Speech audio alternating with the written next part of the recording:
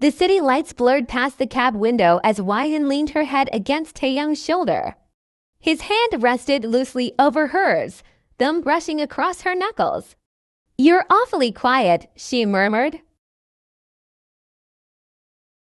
"I'm thinking," he replied, eyes fixed on the street ahead. "It's been 6 years since I left, Widen. What if they haven't changed?" She tilted her head, studying his profile. Even under the warm streetlight glow, she could see the tension in his jaw. "Then we face it together. You're not going there alone this time." Taehyung's lips curved faintly. "You really want to walk into the lion's den?" "If the lion is your family, then yes." Her voice softened. "Besides, it's time they knew who's been stealing your hoodies all these years. Now, in 2 days, they'd be on a flight to Seoul, back to the life he'd walked away from. Back to a family who might not be ready to accept him or her." The departure hall buzzed with the usual chaos announcements echoing overhead, luggage wheels rattling against the floor, and families saying their rushed goodbyes. Widen adjusted the strap of her tote bag, glancing at Taehyung, who stood a few steps ahead at the check-in counter. He looked effortlessly calm, dressed in a black hoodie, cap, and mask. But she knew better every so often. His fingers tapped against the counter, a small telltale sign of his restlessness. "You packed enough snacks?" she asked when he returned with their boarding passes. He arched a brow. "We're flying first class. Widen, they'll feed us like royalty. Still, you get cranky without your honey butter chips." That earned her a faint smile, but it didn't reach his eyes. As they walked toward security, Taehyung's phone buzzed. He glanced at the screen, and his jaw tightened. "Who is it, Jimin?" he said quietly. "He's at my parents' house, says my mother's." "Not exactly thrilled about me coming back." Widen stopped mid-step, not thrilled.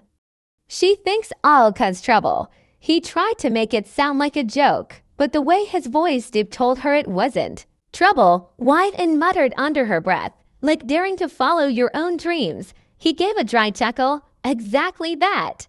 As they joined the queue for security, Widen's mind raced.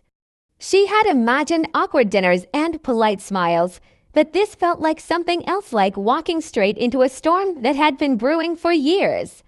And in the middle of that storm, she would be the stranger at the table. The cabin lights were dimmed to a soft glow, the quiet hum of the engines lulling most passengers into sleep. Widen, however, was wide awake. Her laptop sat open on the tray table, a spreadsheet of textile orders glowing on the screen. "You're working," Taehyung observed from beside her, his voice muffled by the blanket draped over him. "And you're not," she replied without looking up. "Some of us still have businesses to run." He chuckled lowly. "Widen, we're 30,000 feet in the air. I doubt your fabric suppliers will disappear in the next 10 hours. Her lips curved slightly as she finally closed the laptop. "I like being prepared. Unlike you running off to start a gaming business in another country with no backup plan." Taehyung tilted his head, smirking. "Worked out pretty well for me, didn't it?" It had. She remembered when they'd first met, he'd been a scruffy guy running a small indie gaming studio out of a cramped rented flat, running on caffeine and stubbornness. She'd been visiting a mutual friend in London, and somehow an accidental coffee spill had turned into a 3-hour conversation about everything from music to travel to how much both of them hated being told what to do. 3 years later, he was no longer scruffy, and his gaming company had grown from a risky idea to a thriving brand with a loyal fan base. But his family in Seoul didn't see success, they only saw disobedience. "You sure you're ready for this?" she asked softly. He stared at the seatback in front of him for a long moment before answering. "No," he admitted, "but if I don't go now, I might never see my dad again." Widen reached for his hand under the blanket, giving it a reassuring squeeze. "Then we go, together." He stared at the seatback in front of him for a long moment before answering. "No," he admitted, "but if I don't go now, I might never see my dad again." Widen reached for his hand under the blanket, giving it a reassuring squeeze. "Then we go, together." For a while, they sat in silence, the weight of unspoken worries hanging between them. Widen thought about her own father, how he'd changed since her mother passed, how she'd stepped into his role at the textile business without really having the chance to grieve. Maybe, in a strange way, this trip wasn't just for Taehyung's family. Maybe it was a chance for her to face her own ghosts, too. The moment the plane doors opened, Widen felt it, the faint, almost sweet scent of the air, the distant hum of a language she hadn't heard in years except through Taehyung's phone calls and K-dramas. They made their way through immigration, collected their luggage, and followed the crowd toward the arrivals hall. Widen's fingers tightened around the handle of her suitcase. Taehyung walked ahead with his usual unhurried stride, but she could see the way his shoulders were just a fraction too stiff. And then, KIMTAEHYUNG, the shout came from across the hall.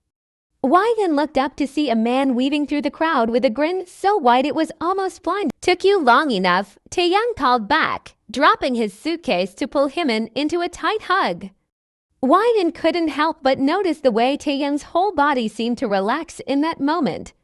When Jimin turned to her, his smile softened. "You must be Widen." "That's me," she said, offering her hand. He ignored it and pulled her into a friendly hug instead. "I've heard way too much about you," he teased. "It's nice to finally meet the girl who keeps him sane." "I try," she said with a small laugh. As they walked toward the parking area, Jimin filled them in on the latest: his father's new fishing obsession, the gaming cafe he'd opened in Hongdae, and, more carefully, the state of Mr. Kim's health. "He's been fragile lately," Jimin admitted, lowering his voice once they reached the car. "Some days are better than others. Just don't expect things to be easy right away." Taehyung gave a short nod, but his eyes stayed on the dark horizon beyond the glass doors. Widen could tell he was already bracing himself for whatever awaited at the Kim mansion. The hum of the engine filled the car as Seoul's skyline faded into the distance, replaced by quieter streets lined with tall, shadowy trees. Jimin drove with one hand on the wheel, the other tapping lightly against the steering column to the rhythm of the song playing softly from the speakers. Widen sat in the back seat, her gaze flicking between the passing scenery and Taehyung's reflection in the window. He hadn't said much since they left the airport, so Jimin began, glancing at her in the rearview mirror. "This is your first time meeting the Kim family?" "Yeah," she replied carefully. "First time in Korea, actually." He let out a low whistle. Jumping straight into the deep end, "Huh?" Taehyung shot him a warning look. "Jimin." "What? I'm just saying." He smiled faintly, then his tone shifted lighter, but with an edge. "Mrs. Kim, she's a traditionalist. She believes in family legacy, obedience, appearances, basically everything Tae decided to rebel against." Widen felt the corners of her stomach tighten. "And his brother." Jimin's smile thinned. "Kim Seok-jin, he's the perfect son. Took over half the business before he was 30. Your biggest competition for Mrs. Kim's approval." Jimin, Taehyung said again, sharper this time. "I'm just making sure she's not blindsided." Widen glanced at Taehyung, but he was staring out the window, jaw set. As the car turned onto a long, private road lined with manicured hedges, Widen could see the faint outline of a massive gate ahead.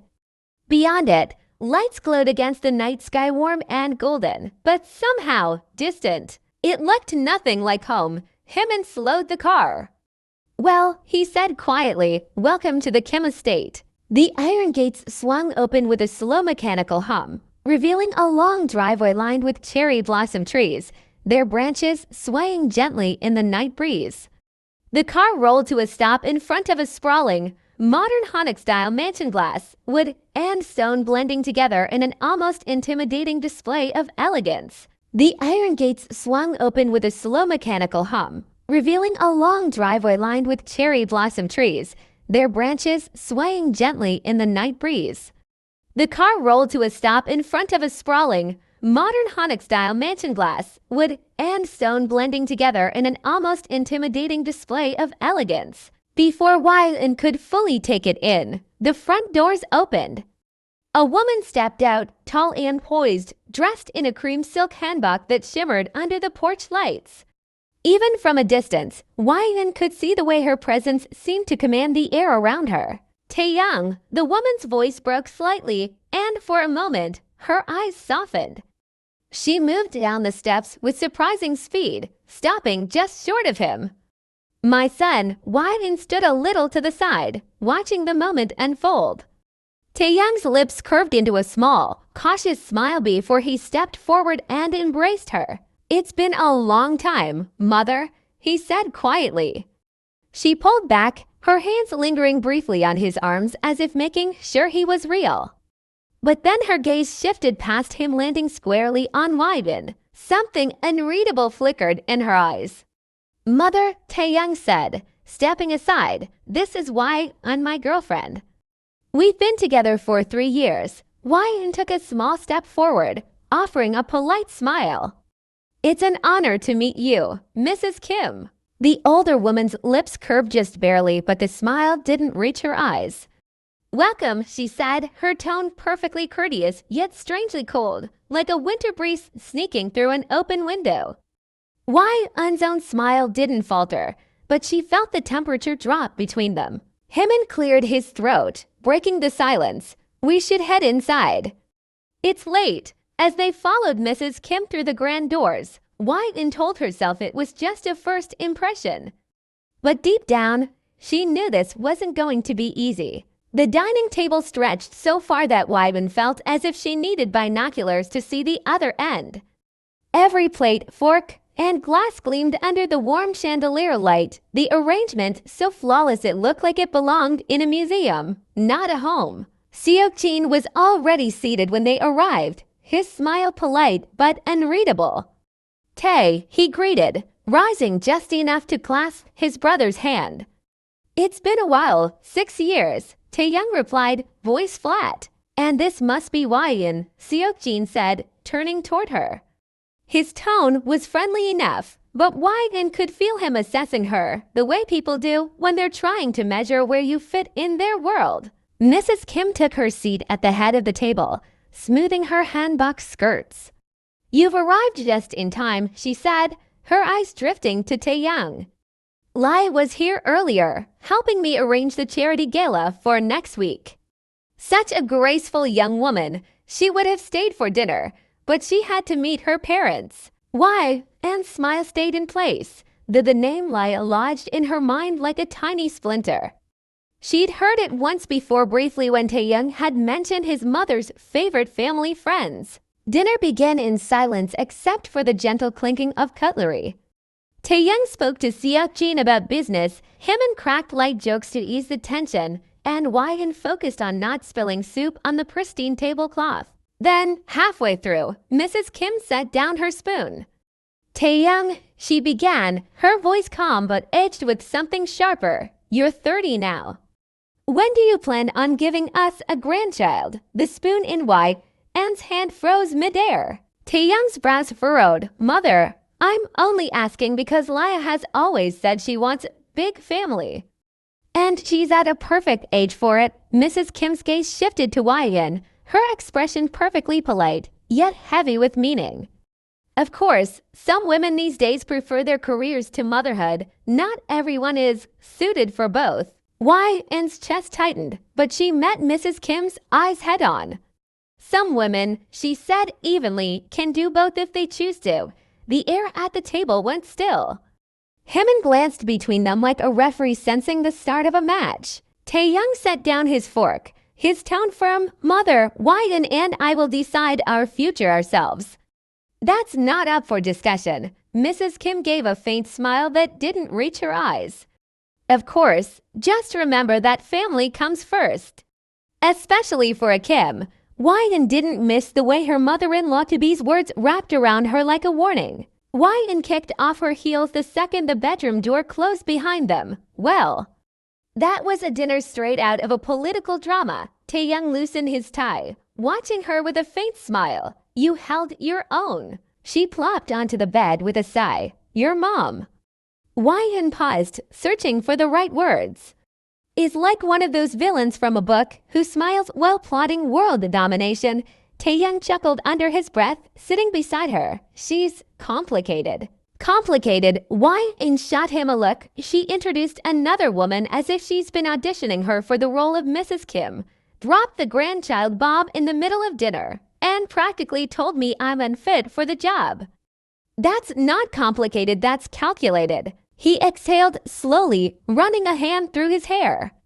I know she can be harsh, but she's my mother. I can't just cut her off. I'm not asking you to, Widen said softly, leaning into him. I just want to know that when she tries to push me out, you'll push back. His arm wrapped around her shoulders, pulling her close. Always, he murmured against her hair. You're not going anywhere. They sat in silence for a moment, the weight of the evening settling between them. A light knock broke the stillness. Jimin poked his head in, his expression apologetic. Sorry to interrupt, but Widen, you should know Mrs. Kim has been planning for years to make Laya her daughter-in-law. She's her best friend's daughter, and in her mind, that's the perfect match for Tae. Widen blinked, so I'm the obstacle in her love story. Pretty much, Jimin said, just be prepared. She doesn't like losing. When he left, Widen lay back on the bed, staring at the ceiling. Great, I'm up against a woman who's been planning this wedding since before I met you. Taehyung leaned over, pressing a quick kiss to her forehead. Then it's a good thing you're the better leading lady. Despite the warmth of his words, Widen couldn't shake the feeling that Mrs. Kim was already setting the stage for a battle. The morning air was crisp, sunlight spilling over the perfectly trimmed hedges. Widen was halfway through her coffee when the sliding glass door behind her opened. Widen, dear, Mrs. Kim's voice floated out. I hope you don't mind some company. Laya was in the neighborhood and wanted to meet you. Of course she was. Widen looked up to see a woman gliding toward her, tall, elegant, perfectly styled in a pastel dress that looked like it belonged on a fashion magazine cover. Her smile was warm enough to melt ice cream. If you didn't notice how it never reached her eyes. Widen, Laya said smoothly, taking the seat opposite her. I've heard so much about you. I bet you have, Widen replied with a faint smile, sipping her coffee. Laya tilted her head. It must be such a big change for you, coming from London too. All this, I imagine it's overwhelming. It's a mansion, not the Hunger Games, Widen said flatly. I'll survive. A flicker of surprise crossed Laya's face before she laughed lightly. You're funny. No wonder Taehyung is so attached to you. Attached? Widen raised a brow. We've been together for 3 years. He's not my pet. He's my partner. Laya's smile tightened, but she pressed on. I just mean, the Kims are very traditional.